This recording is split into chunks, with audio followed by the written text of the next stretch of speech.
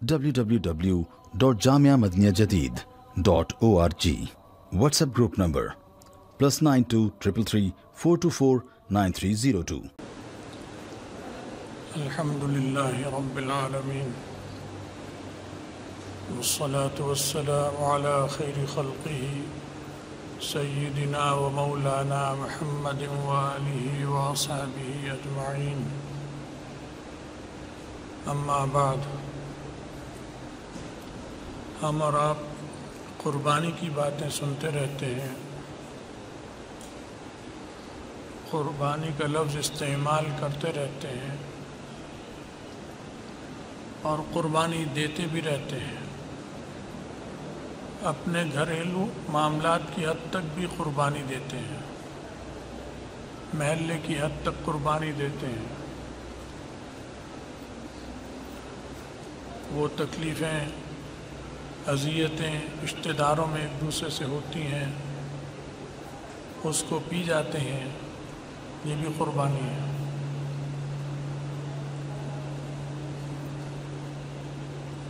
اپنے محلے دار کی، علاقے والوں کی مدد کرتے ہیں، یہ بھی قربانی ہے. اس پر بھی اجر اور ثواب ہے. اسلام نے قربانی کو پسند کیا.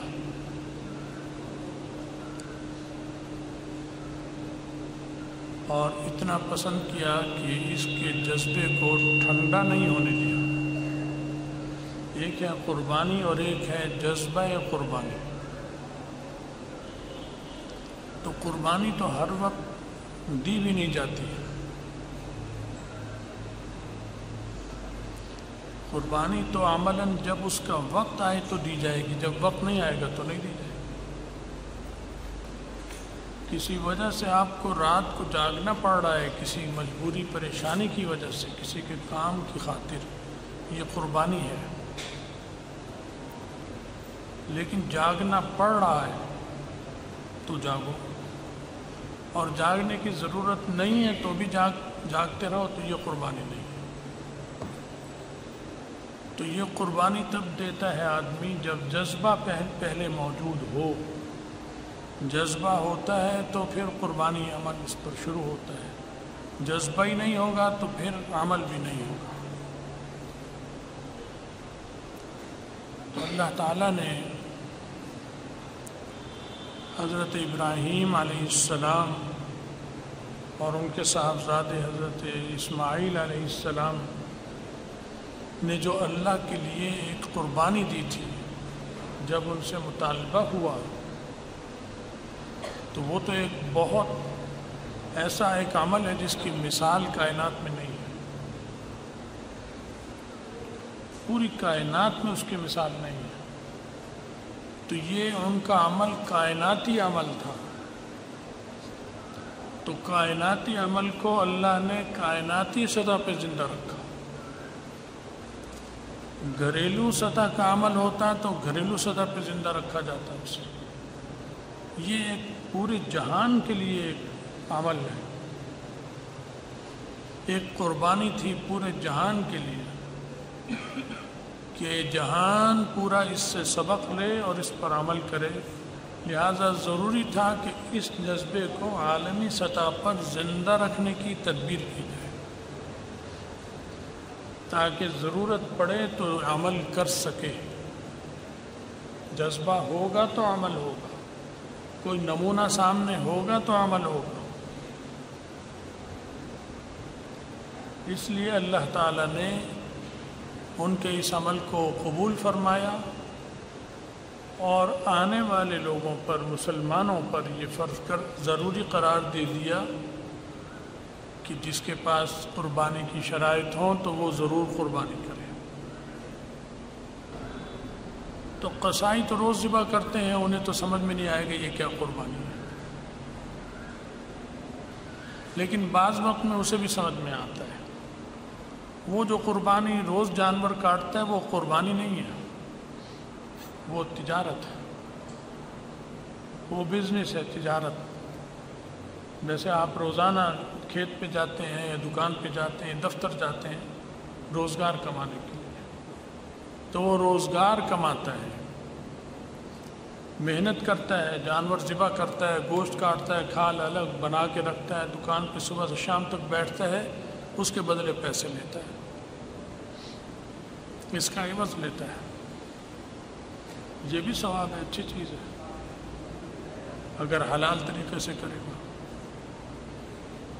لیکن اسے قربانی نہیں کہیں گے۔ ہم جو دکانوں پر جاتے ہیں، پیسے کما کے لاتے ہیں، اپنے گھر پر اپنے بیوی بچوں پہ خرچ کرتے ہیں، یہ کوئی قربانی تھوڑی ہے۔ یہ سب کرتے ہیں اور ہر ایک کو کرنا پڑتا ہے، کافر بھی کرتا ہے۔ قربانی یہ ہے کہ اس کا بظاہر کوئی عوض نہیں ہے، بس وہ ایک اللہ کے لیے ضرورت پیش آ گئی، یہ چیز کرنی ہے۔ اب اللہ اس کو قبول کر لے، قبولیت کی شکل جو بھی ہو، دنیا میں بھی اور آخرت میں بھی ظاہر ہو جائے، وہ یہ ایک عمل ہوتا ہے۔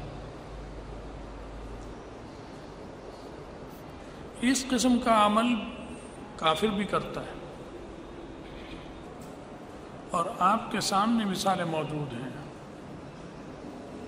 عراق میں، شام میں، افغانستان میں امریکی فوجی اور نیٹو کے فوجی آ کے لڑے، اور بہت سے یہیں مر گئے، اپنے وطن سے دور 10,000 میل دور مر گئے، زخمی ہو کر گئے، ٹانگیں توڑوا کر کٹوا کر آج تک زخمی زندگی گزار رہے ہیں، معذوروں والی۔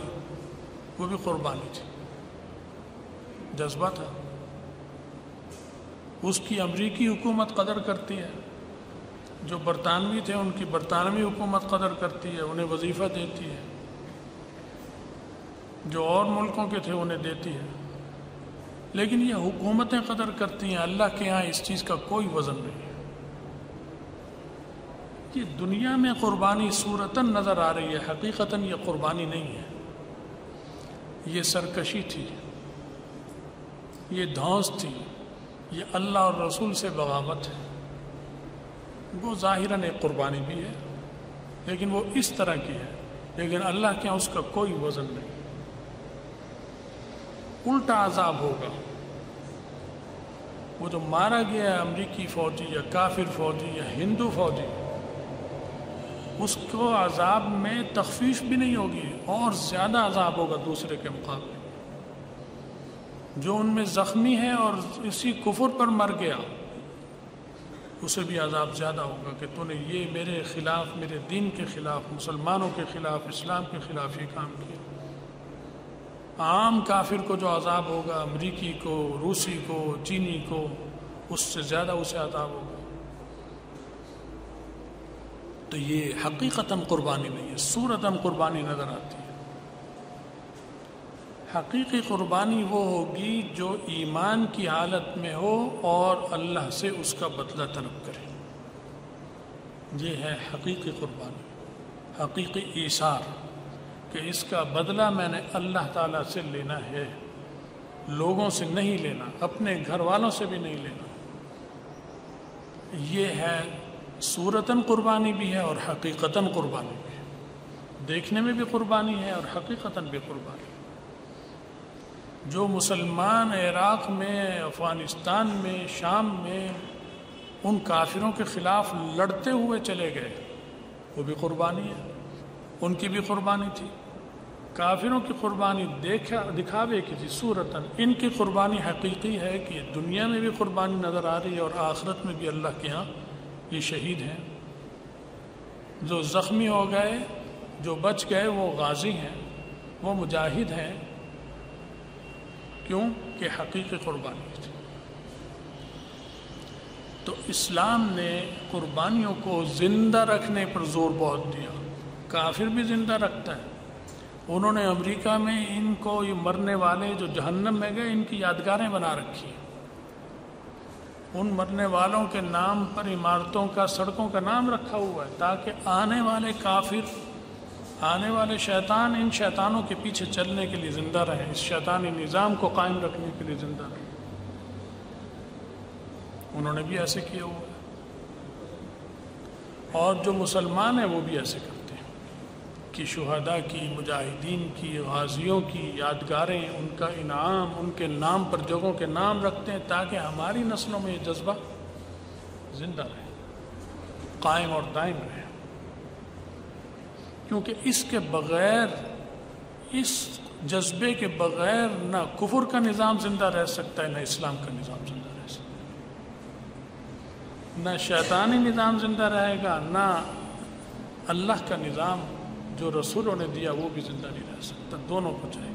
اور خیر و شر کا مارکا جب تک انسان دنیا میں ہے وہ رہے گا، کفر اور اسلام کی جنگ یہ ختم نہیں ہوگی، اور جنگ ایک ہی چیز سے ہوتی ہے، سب جس ہتھیار سے وہ لڑتے ہیں اسی سے مسلمان بھی لڑتا ہے، لیکن اجر ثواب اور آخرت میں نتیجہ دونوں کا بہت مختلف ہوتا ہے، وہ آخرت میں فیل ہوتا ہے، اسے صفر ملتا ہے، اور اس کو آخرت میں درجے اور انعامات اور اکرام ملتا ہے۔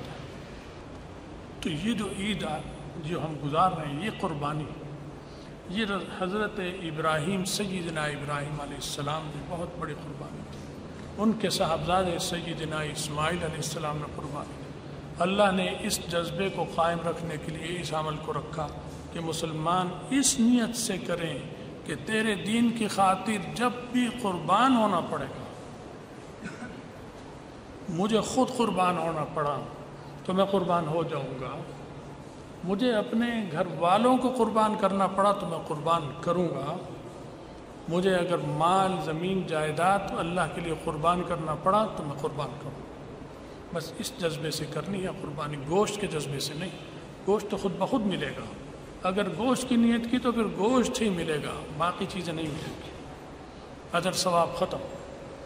تو جو بھی قربانی کرے وہ صرف اس نیت سے کرے کہ اللہ یہ جیسے خون بہا رہا ہوں تیرے راستے میں، اس طرح اگر تیرے دین کی خاطر اپنا بھی خون بہانا پڑا اور کافر کا بھی خون بہانا پڑا، قتل کرنا پڑا اسے، تو میں تیرے راستے میں دونوں کام کروں گا، کیونکہ یہی آتا ہے یقاتلون فی سبیل اللہ فیقتلون ویقتلون، صحابہ کے بارے میں جو بھی بعد میں مجاہدین مخلصون کے لیے آتا ہے کہ اللہ کے راستے میں قتال کرتے ہیں، ایک دوسرے کو قتل کرتے ہیں، یقاتلون فی سبیل اللہ فیقتلون، قتل کرتے ہیں، ویقتلون، خود بھی قتل کر دیے جاتے ہیں، اللہ کے راستے میں شہید ہو جاتے ہیں۔